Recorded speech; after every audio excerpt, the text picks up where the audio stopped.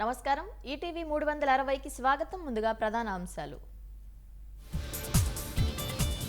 పోలవరం ఎడమ కాల్వను పరిశీలించిన చంద్రబాబు నిలిచిపోయిన పనుల స్థితిగతులపై అధికారులతో సమీక్ష.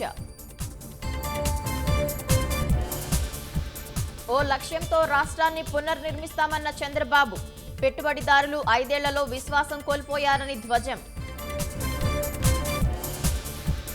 విశాఖ స్టీల్ ప్లాంట్ పై ఆందోళన వద్దన్న కుమారస్వామి పరిశ్రమ పరిరక్షణ తమ బాధ్యత అని స్పష్టీకరణ.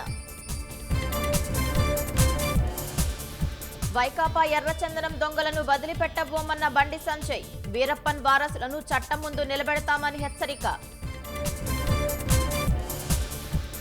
రేషన్ అక్రమాలపై చర్యలు తీసుకుంటామన్న నాదెండ్ల రాయితీపై నిత్యావసర సరుకులు అందిస్తామని వెల్లడి. అనకాపల్లి జిల్లాలో బాలికను చంపిన వ్యక్తి ఆత్మహత్య. కొప్పుగుండుపాలెంలో నిందితుడి మృతదేహం లభ్యం. డ్రైనేజీ సమస్యతో 5 ఏళ్లుగా బెజవాడ ప్రజల అవస్థలు పట్టించుకొని బీఎంసీ పాలక మండలి.